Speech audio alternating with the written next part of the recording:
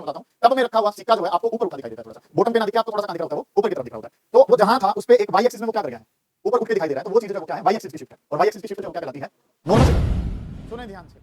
तो हमारे पास आज का जो काम होगा वो बड़ा बेसिक सा है। सबसे पहले एक बात आपको पता होनी चाहिए, वो क्या कि ये हमारे पास एक इंटरफेस है, ये हमारे पास नॉर्मल रे है, और ये जो रे ऑफ लाइट आई सर इसका नाम है इंसिडेंस रे। ये जो रे ऑफ लाइट है ये इंसिडेंस रे है, ये जो है हमारे पास नॉर्मल रे है, और ये जो एंगल है सर ये एंगल ऑफ इंसिडेंस है। इतनी बातें जो है वो हम सब जानते हैं। इतनी बातों के बारे में अब चर्चा जो है वो हमने आगे बढ़ानी है कि काम जो है वो हमने करना क्या कुछ है, उस पर गौर करें।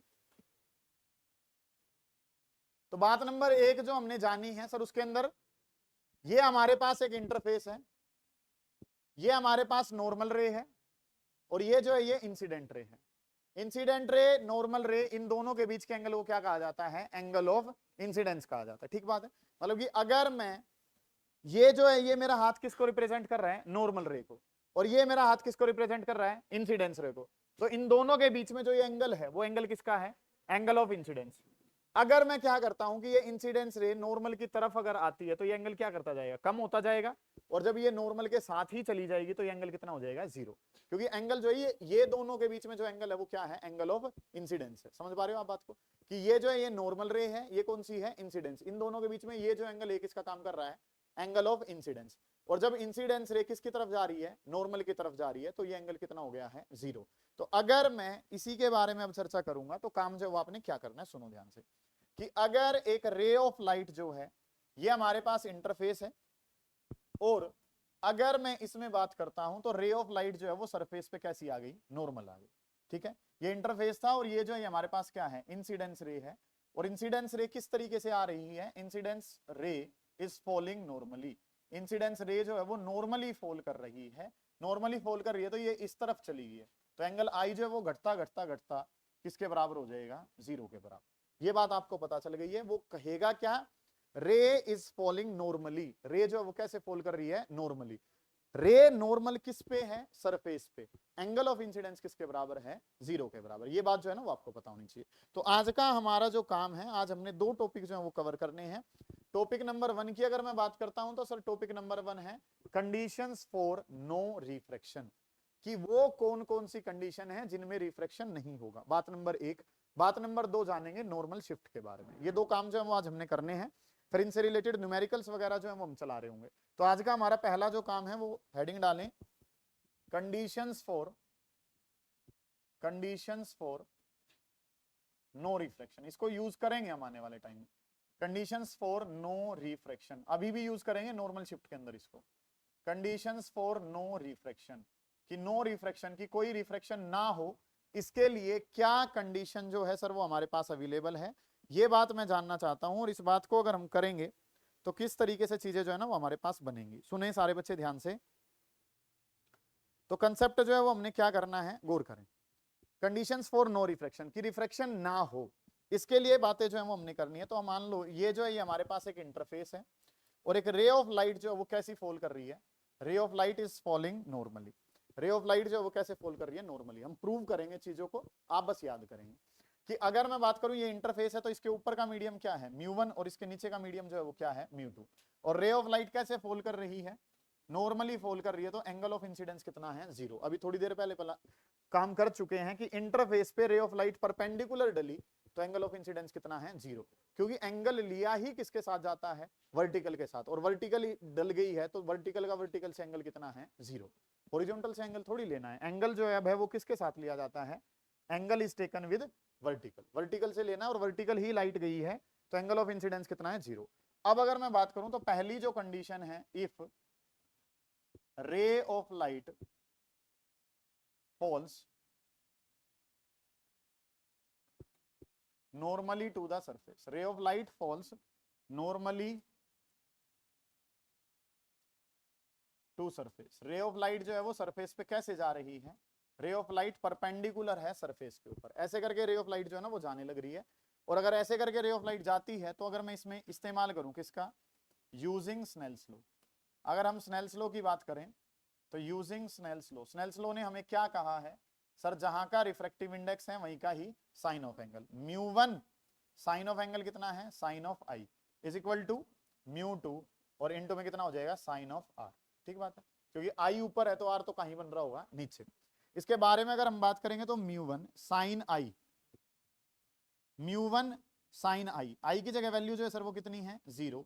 μ2 की जगह μ2 और इनटू में कितना हो गया, साइन ऑफ आर हमारे पास। साइन आई की जगह कितना है, 0, क्योंकि एंगल ऑफ इंसिडेंस इस केस में कितना था, 0, और साइन 0 पे कितना, 0। तो μ1 इनटू में साइन 0 जो है लक्ष्य वो किसके बराबर है, 0 के, और इज इक्वल टू किसके बराबर हो गया, μ2 इनटू में कितना हो गया, sine of R. Something multiply by 0 is 0, तो ये किसके बराबर हो गया, μ2 इनटू में साइन आर। ये बात आपको पता है। और आप एक बात और जानते हैं कि अगर दो नंबर की मल्टीप्लाई 0 है तो उनमें से एक नंबर जो है वो किसके बराबर, 0 के बराबर। तो μ2 इंटू साइन आर किसके बराबर है, 0 के। तो ये दो नंबर की मल्टीप्लाई 0 है तो इनमें से एक नंबर जो है वो क्या रहेगा, 0। या तो μ2 किसके बराबर होगा या फिर साइन आर किसके बराबर होगा। अब कोई ऐसा मीडियम तो होता ही नहीं है कि जिसका रिफ्रैक्टिव इंडेक्स कितना हो जाए, 0, तो ये तो पॉसिबल नहीं है। बच क्या गया ये, तो यहां से क्या पता चला कि आर जो है वो किसके बराबर है, साइन आर 0 होने का मतलब क्या है कि आर किसके बराबर होगा, 0। आर 0 होने का मतलब रे ऑफ लाइट नॉर्मली आई थी तो वो चली भी कैसी जाएगी, नॉर्मल टू द सरफेस जो है वही चली जाएगी। ठीक है, तो रे ऑफ लाइट ने क्या अपना रास्ता चेंज करा, नहीं। रास्ता चेंज करना क्या कहलाता है, रिफ्रैक्शन, और रास्ता चेंज नहीं करा तो रिफ्रैक्शन नहीं हुआ। तो इसका मतलब यहाँ पे जो है वो आपने क्या कंडीशन लेकर आए हो कि अगर एक रे ऑफ लाइट सरफेस पे परपेंडिकुलर डलती है तो वो कैसी चली जाती है, सीधी चली जाती है, वो बैंड नहीं होती है। ठीक है, तो पहली कंडीशन ये पता चल गई कि ये रे ऑफ लाइट कौन सी है, इंसिडेंस रे ऑफ लाइट है, और ये रे ऑफ लाइट जो सर वो कौन सी है, रिफ्रैक्टेड रे ऑफ लाइट है। और रिफ्रैक्टेड रे ऑफ लाइट सीधी चली गई है दूसरे मीडियम में, वो सीधी चली गई, कब चली गई, जब उसको सरफेस पे कैसा डाला गया, परपेंडिकुलर डाला गया, तो वो परपेंडिकुलर ही चलेगी। अगर वो अपने रास्ते से बैंड करती तो क्या होता, रिफ्रैक्शन। क्या वो बैंड कर रही है, नहीं कर रही, नहीं कर रही, तो इसका मतलब रिफ्रैक्शन नहीं हुआ है। ठीक है, तो पहली कंडीशन हमें क्या पता चली है, पहली कंडीशन है if ray of light falls perpendicular to the surface, तो इसका मतलब एंगल आई कितना है, 0, और एंगल आर भी कितना, और अगर दोनों एंगल बराबर होते हैं तो रिफ्रैक्शन नहीं होता। क्यों, क्योंकि रिफ्रैक्शन कब होता है, जब कोई डेविएशन एंगल भी आए, और डेविएशन तो हो ही नहीं रहा, जितना आई था उतना ही क्या है, आर है। पहली कंडीशन उतारो, फिर दूसरी के बारे में बात करेंगे। करें जल्दी शाबाश, फिर आगे चलेंगे भाई, निपटा करना है। सेकंड कंडीशन जो वो क्या है कि ये रे ऑफ लाइट जो है सीधी चली गई बिना किसी डेविएशन के, कब, जब उसको कैसे डाला गया, नॉर्मली। बिल्कुल सामने से रे ऑफ लाइट डलेगी तो वो कैसी चली जाएगी, सीधी चली जाएगी, वो कोई रिफ्रैक्शन शो नहीं करेगी। अगली जो कंडीशन है सर उसके बारे में जब हम बात करेंगे, तो अगली जो कंडीशन है सर उसके बारे में चर्चा करें तो वो काम हमारे पास क्या होगा, सुनो ध्यान से। इस बात को भी प्रूव करेंगे कि अगर दो मीडियम हैं और दोनों के रिफ्रैक्टिव इंडेक्स जो है वो क्या हो जाए, सेम। एक रिफ्रैक्टिव इंडेक्स μ1 है और एक रिफ्रैक्टिव इंडेक्स कितना है, μ2, तो क्या दो मीडियम के सेम रिफ्रैक्टिव इंडेक्स हो सकते हैं, बिल्कुल हो सकते हैं। मीडियम तो अलग अलग हैं, मान लो ये मीडियम नंबर 1 और ये मीडियम नंबर 2, ठीक है, मीडियम तो अलग है। जैसे कि अगर मैं ग्लास की बात करूं, उतना ही रिफ्रैक्टिव इंडेक्स किसी लिक्विड का भी होता है, तो ऊपर तो क्या है, ग्लास, और नीचे क्या है, वो मीडियम है। दोनों के रिफ्रैक्टिव इंडेक्स जो है वो क्या है, अलग अलग है।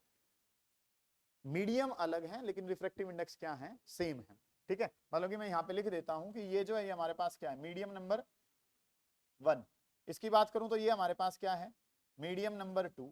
मीडियम तो अलग है लेकिन कंडीशन जो है सर वो हमने क्या ले ली कि if they have equal refractive index, अगर उनके रिफ्रैक्टिव इंडेक्स जो है वो क्या हो जाए, सेम। ठीक है, जैसे कि मैंने एग्जांपल के तौर पे बताया कि हमारे पास ग्लास का रिफ्रैक्टिव इंडेक्स 1.5 है, ऐसे ही एक लिक्विड भी होता है येलो से कलर का, उसका रिफ्रैक्टिव इंडेक्स भी कितना होता है, 1.5। तो जब उनमें से लाइट पास करेगी तो वो क्या रहेगी, बिना किसी डेविएशन के सीधी चली जाएगी। मतलब कि हमने काम जो है वो क्या करना है कि ये हमारे पास नॉर्मल रे है, एक रे ऑफ लाइट आई और रे ऑफ लाइट जो है वो ऐसे गई और ये बिल्कुल जो है वो कैसी चली जाएगी, सीधी चली जाएगी, वो अपने रास्ते से बैंड नहीं होगी। बैंड होना क्या है, रिफ्रैक्शन। बैंड ना होना क्या है, जीरो रिफ्रैक्शन। और हमें कंडीशन किसकी चाहिए, जीरो रिफ्रैक्शन की। क्या ये कंडीशन इसको फॉलो कर रही होगी उसके बारे में बात करते हैं। सुनो ध्यान से कि ये एंगल जो है वो कितना है, आई, और ये एंगल कितना है, आर, और आई और आर बराबर रहेंगे तो ये रे ऑफ लाइट कैसी चली जाएगी, सीधी। ठीक, तो हमें क्या पता है सर, हमें यूजिंग स्नेल्स लॉ, दोबारा से स्नेल्स लॉ का अगर मैं इस्तेमाल करूं तो यूजिंग स्नेल्स लॉ का अगर मैंने इस्तेमाल करा तो चीजें जो है सर वो हमें क्या पता है, जहां का रिफ्रैक्टिव इंडेक्स वहीं का ही μ1 इंटू में कितना sine I is equal to mu two और मल्टीप्लाई बाई कितना, जहां का रिफ्रैक्टिव इंडेक्स है वहीं का ही साइन ऑफ एंगल, जहां का रिफ्रैक्टिव इंडेक्स है वहीं का ही साइन ऑफ एंगल क्या है, ये स्नेल्स लॉ है। म्यू1 और म्यू2 दोनों क्या दे रखे हैं क्वेश्चन में, सेम, कि दो मीडियम है लेकिन दोनों का रिफ्रैक्टिव इंडेक्स जो है सर वो क्या है, सेम है। तो हमें क्या पता चला, हमें पता चला कि सर साइन आई किसके बराबर है, साइन आर के बराबर है। साइन से साइन को कंपेयर करा तो आई किसके बराबर है, और आई और आर अगर बराबर है तो रे ऑफ लाइट कैसे चली जाएगी, सीधी।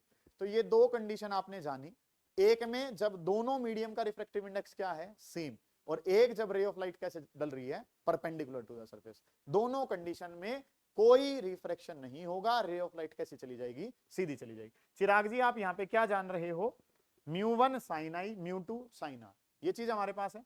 दोनों जगह ये आपस में कैंसिल हुए, साइन आई किसके बराबर है, साइन आर, तो आई किसके बराबर है, और आई और आर अगर बराबर है तो रे ऑफ लाइट कैसे चली जाएगी, सीधी।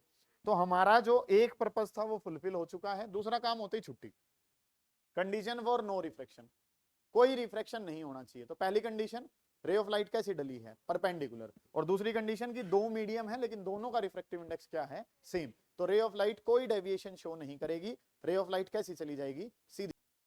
चलिए जी, अगला जो काम है वो अब हमने क्या करना है, उस बात पे अगर हम चर्चा करें तो नेक्स्ट क्वेश्चन जो है वो है हमारे पास नॉर्मल शिफ्ट।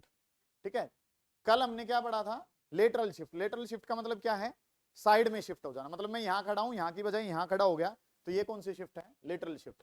और कोई मेरी नाड़ पकड़ के कहां खींच दे, ऊपर की तरफ, तो वो क्या हो जाएगा, नॉर्मल शिफ्ट। मतलब कि वाई एक्सिस में शिफ्ट करना क्या कहलाता है, नॉर्मल शिफ्ट। तुम्हें मैं यहां दिखाई दे रहा हूं, कोई मुझे छत पे टांग दे तो कौन सा शिफ्ट हो जाएगा फिर, वो नॉर्मल शिफ्ट। साइड में पकड़ के खींच लें तो वो कौन सा है, लेटरल शिफ्ट। तो आज हम काम नितिन किसके बारे में करेंगे, सर प्रैक्टिकल करके दिखाओ गर्दन पकड़ के नु क्या हम खींचे, और वो काम होना चाहिए, वो करेंगे किसी दिन।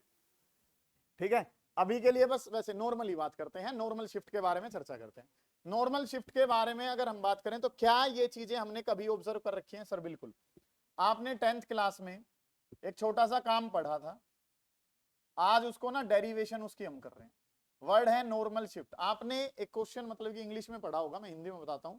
टब में रखा हुआ सिक्का जो है आपको ऊपर उठा दिखाई देता है, थोड़ा सा बॉटम पे ना दिख के आपको थोड़ा सा कहां दिख रहा होता है, वो ऊपर की तरफ दिख रहा होता है। तो वो जहां था उस पे एक वाई एक्सिस में वो क्या कर गया है, ऊपर उठ के दिखाई दे रहा है। तो वो चीज जो है वो क्या है, वाई एक्सिस की शिफ्ट है। और वाई एक्सिस की शिफ्ट जो है वो क्या कहलाती है, नॉर्मल शिफ्ट। का कारण वहां पे जाना था, रिफ्रैक्शन है। कैसे है वो आज जानेंगे, कितनी नॉर्मल शिफ्ट हो सकती है उसके बारे में बात करेंगे। सारे बच्चे बड़े ध्यान से समझेंगे। कुछ बातें जो हमें पता है वो क्या, 3 बातें बता चुका हूं और उन तीनों को कनेक्ट करोगे काम खत्म होगा। बात नंबर 1, रे ऑफ लाइट डेंसर से रेयरर में जाती है तो अवे फ्रॉम द नॉर्मल। मेले से घर जाओगे तो मम्मी से दूर, अवे फ्रॉम द नॉर्मल। बात नंबर 1। बात नंबर 2 क्या बता चुका हूं, स्नेल्स लॉ, जहां का रिफ्रैक्टिव इंडेक्स वहीं का ही साइन ऑफ एंगल, जहां का रिफ्रैक्टिव इंडेक्स वहीं का ही साइन ऑफ एंगल, ये बात जानते हो। बात नंबर 3 जो आज जानी, नो रिफ्रैक्शन की कंडीशन, कि अगर रे ऑफ लाइट परपेंडिकुलर है तो वो बिना किसी रिफ्रैक्शन के सीधी चली जाती है। मानते हो आप इस बात को? ठीक है, मतलब कि तुम ये टब रखा हुआ है, यहां से ही बिल्कुल नीचे देखोगे तो वो कहां दिखाई देगा आपको, जहां रखा है वहीं पे दिखाई पड़ेगा, क्योंकि वो कंडीशन किसकी है, नो रिफ्रैक्शन की। ठीक है, अगर आप साइड में से देखोगे तो आपको वो सिक्का थोड़ा सा ऊपर उठा दिखाई देगा। ये सेम काम जो है वो आपने किसके केस में भी देख रखा है, कि जो वो पानी बेचने वाले हैं वो ग्लास में नींबू को रखते हैं, हमें नींबू थोड़ा सा कहां दिखाई देता है, ऊपर। क्या एक्चुअल में नींबू ऊपर है, नहीं, वो तो कहीं है। कुछ ऐसे भी होते हैं जो ऊपर फ्लोट ही कर रहे हैं, वो फ्लोट वाला केस दूसरा है। जो नींबू जिसके अंदर मांस है और वो बॉटम में अगर रखा होगा तो वो थोड़ा सा आपको कहां दिखाई देगा, ऊपर उठा हुआ दिखाई देता है। उसका कारण क्या है, कंसेप्ट है नॉर्मल शिफ्ट, कोज क्या है उसका, रिफ्रैक्शन। उसी बात को अब हम जानने की कोशिश करेंगे। सारे बच्चे बड़े ध्यान से समझेंगे, किसी बच्चे को कोई दिक्कत आती है वो पूछेगा भाई, कि मैंने जो है वो क्या कर लिया, कोई उतारेगा नहीं जब मैं पढ़ा रहा हूं, कि सर ये जो है हमारे पास कोई भी एक टब है, ठीक है, और इसके अंदर जो है पानी जो है वो भर रखा है। पानी ब्लू कलर से ले लेना चाहिए हमें, चलो जी। इसके नीचे जो है वो पानी ही पानी है भाई, ठीक है, ये लेवल जो है वो पानी का है। इसके अंदर अब हमने क्या करना है, सारे बच्चे ध्यान से समझेंगे। यहां तक पानी जो है वो भरा हुआ है, और अगर मैं बात करूं तो मेरा सिक्का जो है वो यहाँ पे अवेलेबल है भाई। ये जो है ये सिक्का है, और ये अगर सिक्का है तो मान लिया हमने कि ये जो डेप्थ है, जितनी डेप्थ पे ये अवेलेबल है, वो डेप्थ आपने कितनी मान ली, टी। ये डेप्थ जो है वो कितनी है, टी। और इसके बारे में अगर मैं बात करूं तो ये टी जो है ये हमारे पास क्या है, इसकी रियल डेप्थ है। टी जो है उसकी क्या है, रियल डेप्थ का मतलब सिक्का एक्चुअली में इस डेप्थ पे अवेलेबल है, ये बात जो है वो आपको पता है। अब करना क्या है, सारे बच्चे ध्यान से समझेंगे कि सर जब हम इस सिक्के को बिल्कुल यहां से ऑब्जर्व कर रहे हैं तो ये हमें कहां ही दिखाई पड़ेगा, वहीं दिखाई पड़ेगा जहां ये एक्चुअल में है। ये कौन सा कंसेप्ट है जो अभी पढ़ाया कि अगर रे ऑफ लाइट नॉर्मली डलती है तो वो बिना किसी रिफ्लेक्शन के कहां चली जाती है, सीधी। सिंपल सी बात है ये तो जब बिल्कुल सिक्का, ये टब है, टब में सिक्का पड़ा हुआ है, ऊपर से देख रहे हो तो नॉर्मल रे है, नॉर्मल रे है तो क्या होगा, जहां उसकी एक्चुअल पोजीशन है वहीं पे ही वो आपको दिखाई पड़ रहा होगा, सही है। अगर आप थोड़ा साइड में से देखेंगे तो चीजें कुछ कैसे चलेंगी, सुनो ध्यान से।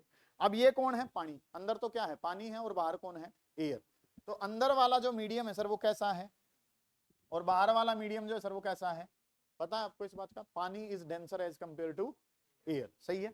तो डेंसर मीडियम है तो रिफ्रैक्टिव इंडेक्स ज्यादातर हम μ2 मानते हैं, और रेयरर मीडियम अगर है तो रिफ्रैक्टिव इंडेक्स क्या माना जाता है, μ1। ये बात आपको पता है कि अंदर पानी है, डेंसर मीडियम है, रिफ्रैक्टिव इंडेक्स μ2 है, वो रेयरर है, रिफ्रैक्टिव इंडेक्स जो कितना मान लिया आपने, μ1 आपने मान लिया। इस तरीके से चीजें अवेलेबल हैं यहाँ पे, ये काम जो है वो आपको पता है। अब चीजें कैसे चल रही होंगी उन पे ध्यान देंगे भाई, सुने ध्यान से। जब आप ऊपर से ही देख रहे हो तो फिर तो कोई दिक्कत ही नहीं है, वो कहाँ दिखाई पड़ रहा होगा, ये गिलास है, गिलास में नींबू है, ऐसे करके देख रहा हूँ, कहाँ है, नीचे ही दिखाई पड़ रहा है। अब क्या होगा, साइड में से जब देखेंगे उसको तो क्या हो रहा होगा उसके बारे में बात करते हैं। तो काम जो हमने क्या कर लिया, अब इसके बेसिस पे कल हम क्वेश्चन भी लगा रहे होंगे। एक रे ऑफ लाइट गई यहां से ऐसे, यहाँ पे मान लिया आपने कि ये रे ऑफ लाइट गई, ठीक है, और रे ऑफ लाइट जाती है, और यहाँ पे जो है वो हमारे पास क्या है, ये जो है ये हमारे पास क्या है, नॉर्मल रे। मानते हो आप इस बात को, एक एक बात पे आप गौर करते हुए चलेंगे। इसका नाम क्या लिखा, नॉर्मल रे। इस वाली रे ऑफ लाइट का नाम क्या रखा, इंसिडेंस रे। मैं और तुम क्या जानते हैं, नॉर्मल और इंसिडेंट रे के बीच के एंगल को क्या कहते हैं, एंगल ऑफ इंसिडेंस। कहीं बना लो भाई, होनी क्या चाहिए, ये नॉर्मल रे है, ये इंसिडेंस रे, इन दोनों के बीच के एंगल को क्या कहा जाता है, angle of incidence. Gautam ji clear है ये बात, अभी तो कुछ नहीं कर रही है, बस ये एक ऑब्जेक्ट है, ऑब्जेक्ट से रे ऑफ लाइट चली है, उसका नाम क्या है, जो ऑब्जेक्ट से चलती है उसका नाम क्या है, इंसिडेंस रे। और ये जाके इस सरफेस पे मिली है, तो जहां पे भी इस पे परपेंडिकुलर खिंचा, नॉर्मल और इंसिडेंस के बीच का एंगल क्या है, एंगल ऑफ इंसिडेंस है। अब आपको क्या बताइए कौन सा मीडियम, रेयरर, ये कौन सा है, डेंसर, और ऊपर वाला कौन सा है, डेंसर से रेयर में जाते हो, मेले से घर में जाते हो, मम्मी से दूर, मम्मी से दूर गए तो away from the normal, away from the normal गई तो ये रे ऑफ लाइट जो है वो कैसे चली जाएगी, इस तरीके से चली जाएगी। जाना तो इसको कैसा चाहिए था, सीधा, लेकिन ये अवे फ्रॉम द कहां चलेगी, normal. Away from the normal गई तो इस वाली रे ऑफ लाइट का नाम रखूं तो सर इस वाली रे ऑफ लाइट का नाम क्या, रिफ्रैक्टेड रे, और नॉर्मल और रिफ्रैक्टेड के बीच के एंगल को क्या नाम दे दिया, एंगल ऑफ रिफ्रैक्शन। क्या दो कंसेप्ट यूज कर चुके हैं जो बता चुका हूं। बात नंबर एक, रे ऑफ लाइट सीधी चली जाती है, कब, जब उसको कैसे डाला जाता है, नॉर्मली, आज की बात है। बात नंबर दो, वो अभी यूज करेंगे कि इंसिडेंस रे, और ये एंगल आई है और वो एंगल कितना है, आर। आपको क्या पता है, स्नेल्स लॉ पता है। अगर आपको ये पता हो mu equal to sine I by sine R, ये तो दुनिया को पता है, लेकिन तुम्हें क्या पता है, जहां का रिफ्रैक्टिव इंडेक्स वहीं का ही साइन ऑफ एंगल, जहां का रिफ्रैक्टिव इंडेक्स वहीं का ही। ये बात अगर पता है तो कोई डेरिवेशन गलत नहीं होनी, कोई न्यूमेरिकल गलत नहीं होना भाई, ठीक है। उसमें थोड़ी सी दिक्कतें आपको हो सकती हैं, मैं टॉपिक को आगे बढ़ाऊंगा, पहले जितना हमें पता है उतने के बारे में बात करते हैं। Using Snell's law, sir Snell's law के बारे में अगर हम चर्चा करें तो काम जो है सर वो क्या होगा, सुनो ध्यान से, बड़ा इंपॉर्टेंट कंसेप्ट है, ध्यान से समझेंगे सारे बच्चे कि using Snell's law. Snell's law के बारे में अगर मैं बात करूं तो चीजें हमारे कंपटीशन ओरिएंटेड भी लेके चलेंगे इस चीज को थोड़ा सा। जहां का रिफ्रैक्टिव इंडेक्स है, रिफ्रैक्टिव इंडेक्स कितना है, μ2, और उस मीडियम में साइन ऑफ एंगल कितना है, I. Refractive index μ2, sine of angle कितना, I. Refractive index μ1, sine of angle कितना, आर।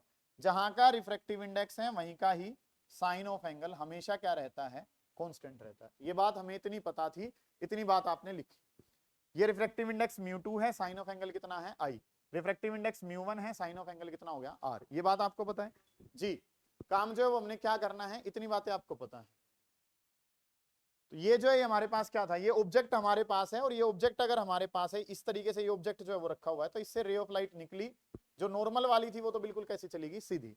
ये वाली रे ऑफ लाइट जो है वो टकराई है किसी एंगल पे, तो ये क्या करेगी, बेंड करेगी, और बेंड करेगी तो इस तरीके से चलेगी। सबसे पहले मुझे क्या पता है, जहां का रिफ्रैक्टिव इंडेक्स वहीं का ही साइन ऑफ एंगल, जहां का रिफ्रैक्टिव इंडेक्स वहीं का ही, ये वैल्यू जो है वो हमें पता है। अब आप इस रे को जब यहां से देखेंगे तो चीजें जो है हमारे पास क्या बनेंगी, यहां से जब आप देख रहे होंगे तो हमारी आंखें जो है वो उसको सीध में देख रही होती हैं, तो ये जो रे है हमें कहां से लगेगी, ये रे ऑफ लाइट जो है ना वो हमें यहाँ पे दिख रही होगी, उसको बिल्कुल सीधा जब हम देख रहे होंगे इस तरीके से जो है वो ये आपको दिखाई पड़ी। तो एक्चुअल में सिक्का था तो कहां पे, यहाँ पे इस पोजीशन पे, और आपको सिक्का जो है वो थोड़ा सा कहां दिखाई दिया है, ऊपर उठा दिखाई दिया। ये देखो ना ये कहां था, बॉटम पे, और आपको ये कहां दिखाई दे रहा है, किसी ऊपर वाली पोजीशन पे। कैसे शिफ्ट हुआ है, वाई एक्सिस पे, वाई एक्सिस में नॉर्मल शिफ्ट जो है इसको नाम दिया गया है। ठीक है, ये चीजें जो है मैं दोबारा से आपको बताता हूँ, सारे बच्चे ध्यान से समझेंगे काम करना क्या कुछ है, कि चीजें जो है सर वो हमने क्या करनी है, कि डाटा जो है वो हमारे पास क्या है, इसके बारे में अगर मैं बात करूं तो कंसेप्ट हमारे पास क्या है, कि ये जो है ऑब्जेक्ट था, ऑब्जेक्ट से रे ऑफ लाइट गई कहां से, डेंसर से कहां जा रही है, rarer, away from the normal. हम वहां से देखेंगे तो हमें सीधे में कहां दिखाई पड़ेगा, यहाँ पे। अगर मैं बात करूं तो इस वाली पोजीशन को अगर मैं नाम देता हूं ए, इसको नाम दे दिया मैंने डी, और इसको नाम क्या दे दिया मैंने एम, कुछ भी दे लो, यहाँ पे नाम क्या दे दिया, बी नाम दे दिया। ठीक है, अब ये एडी जो है, ए से लेके डी तक का जो डिस्टेंस है, ये हमारा क्या कहलाएगा, अपेरेंट डेप्थ कहलाएगा। ये क्या कहलाएगा, अपेरेंट डेप्थ। रियल डेप्थ का क्या मतलब है, जहां पे सिक्का अवेलेबल था। अपेरेंट डेप्थ का क्या मतलब है, जहां पे सिक्का दिखाई पड़ रहा है। क्या एक्चुअल में वहां पे सिक्का है, नहीं है। अपेरेंट का मतलब क्या है, आभासी, आभास हो रहा है आपको ऐसा, क्या एक्चुअल में वहां पे चीजें हैं, नहीं है। तो ये जो है ये तो क्या है, रियल डेप्थ, और रियल डेप्थ से अपेरेंट डेप्थ क्या है, कम। इन्हीं दोनों का जो ये डिफरेंस होगा ये क्या कहलाएगा, नॉर्मल शिफ्ट कहलाएगा। अब आपका पर्पस क्या है, ये नॉर्मल शिफ्ट निकालना। अगर मैं एक बात करूं छोटी सी, कि ये एंगल आई है, तो ये ऑल्टरनेट इंटीरियर से ये एंगल भी कितना बनेगा, मानते हो आप इस बात को। और अगर ये एंगल आर है तो कोरस्पॉन्डिंग एंगल के हिसाब से ये कितना बन जाएगा, आर। दोबारा देख लो कि ये तो जेड बन गया, जहां जेड बनता है वहां क्या होता है, ऑल्टरनेट इंटीरियर। ये आई तो ये भी कितना आई, ये दो पैरेलल लाइन है, ये एक ट्रांसवर्सल है, तो ये एंगल कोरस्पॉन्डिंग एंगल। ठीक है, ये आई और आर जो है वो आपको समझ में आई, कोई दिक्कत है।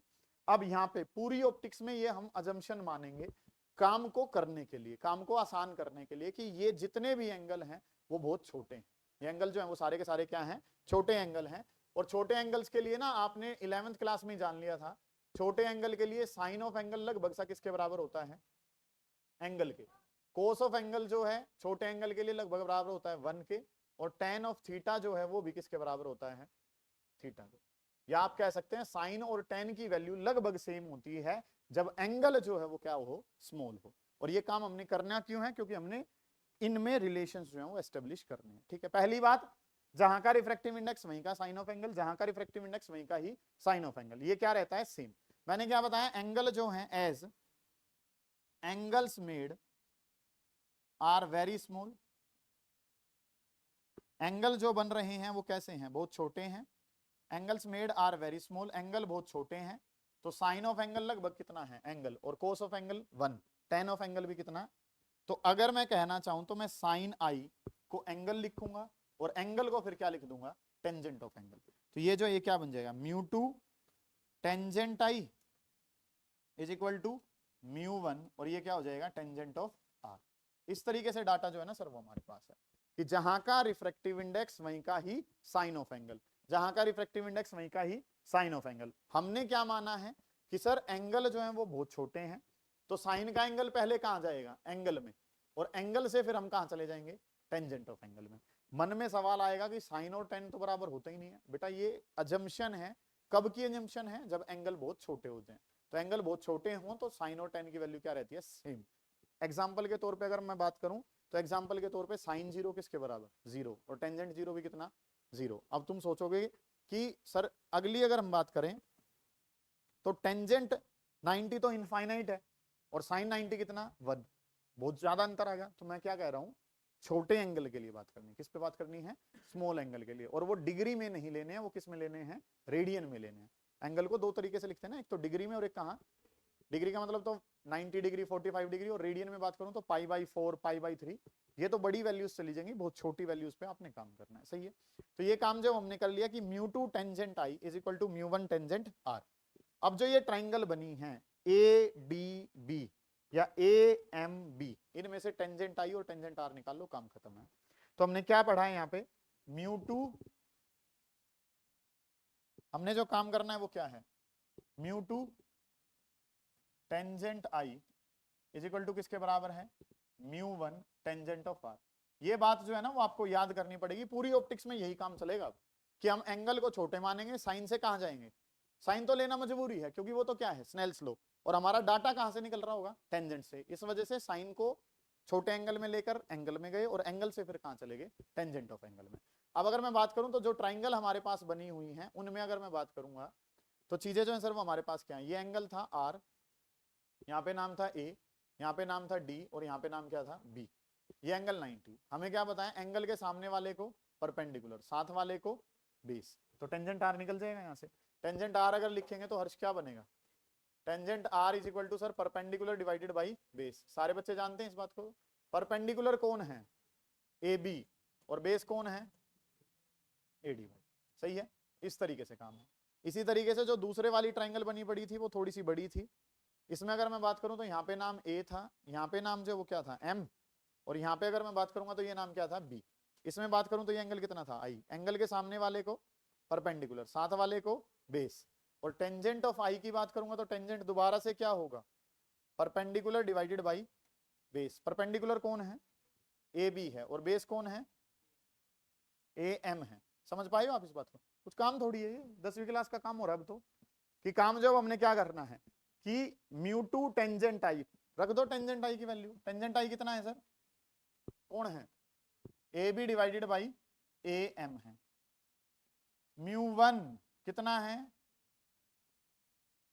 टेंजेंट आर कितना है, A B divided by A D है। मानते हो आप इस बात को, चलो जी सर, ये बात हमने कर ली। ए बी ने सर ए बी को मार दिया, अगर मैं चर्चा करूंगा तो ये क्या हो जाएगा, mu two divided by mu one, और ये किसके बराबर होगा, A M divided by A D. अब ए एम जो था वो क्या था, रियल डेप्थ था, A M real depth, A D apparent depth. मैंने ए डी को पहले से ही उस तरीके से लिखा था ताकि वो किसको कोरेस्पोंड करे, अपेरेंट डेप्थ को। Mu two by mu one, mu two बड़ा है म्यू वन छोटा है, तो ये क्या बन जाता है म्यू, ए एम क्या था, रियल डेप्थ, और ए डी क्या है, अपेरेंट डेप्थ। ठीक है जी, एडी जो है वो हमारे पास क्या है, apparent depth. Real depth sir किसके बराबर थी, टी के बराबर, और अपेरेंट डेप्थ को मैं एडी कह देता हूं। एडी वहां पे नोटेशन भी एडी है, और एडी का मतलब क्या भी हो सकता है, अपेरेंट डेप्थ हो सकता है। ठीक है जी सर, तो अगर हम बात करेंगे तो म्यू किसके बराबर है, टी डिवाइडेड बाई एडी के। ये तो मैं वैसे बढ़ा रहा हूं डाटा, काम तो हो चुका है। एडी जो है वो हमें अपेरेंट डेप्थ बतानी है, तो वो क्या हो गया, टी डिवाइडेड बाई म्यू। ये तो जानते हैं गौतम जी की म्यू अगर ज्यादा होगा तो एडी क्या हो जाएगा।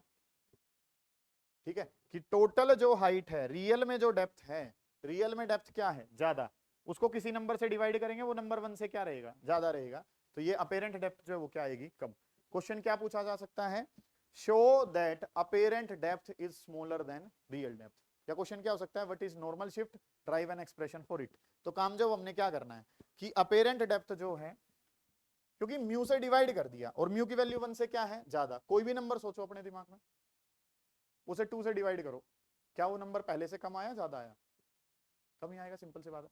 कोई नंबर था उसको 1 से ज्यादा नंबर से डिवाइड करो, 2 से डिवाइड क्यों करवाया मैंने, क्योंकि वो 1 से क्या है ज्यादा। मान लो मैं 1.2 से डिवाइड करूं तो तुम छोड़ देते सवाल वहीं, इस वजह से 2 से डिवाइड करवाया ताकि आपका काम जो है थोड़ा सा आसान हो जाए। तो रियल डेप्थ जो है मान लो कितनी थी 10, 2 से डिवाइड करो कितना आ गया 5, तो रियल में तो कहां पड़ा था 10 पे, हमें कहां दिखाई पड़ रहा है 5 पे, तो अपेरेंट डेप्थ कम है किससे, रियल डेप्थ से। तो यहां पे ये बात जो है वो आपको पता चलेगी कि apparent depth is smaller than real depth. एक तो बात आपसे क्या पूछी गई, अपेरेंट डेप्थ का एक्सप्रेशन बताओ, तो उसका आंसर क्या है, T divided by mu. T का मतलब क्या है यहाँ पे, real depth divided by, real depth divided by mu किसके बराबर होगा, अपेरेंट डेप्थ के। ठीक है, ये चीज जो है ना वो हमें पता है। अब आप जो है वंश, आप तो क्या करना चाहते हो, सर हमें तो ये चाहिए, क्या डीएम चाहिए। क्यों डीएम चाहिए, हमने तो क्वेश्चन में क्या पढ़ना है, शिफ्ट। शिफ्ट कितना करा है, शिफ्ट कितना करा है, डीएम शिफ्ट करा है। तो इसकी वैल्यू अगर बतानी है तो डीएम कैसे बताया जाएगा, पूरे में से किसको माइनस कर दो, अपेरेंट को। ठीक है, तो अगर मैं इसके बारे में चर्चा करूंगा तो सर हमें तो क्या चाहिए, नॉर्मल शिफ्ट चाहिए।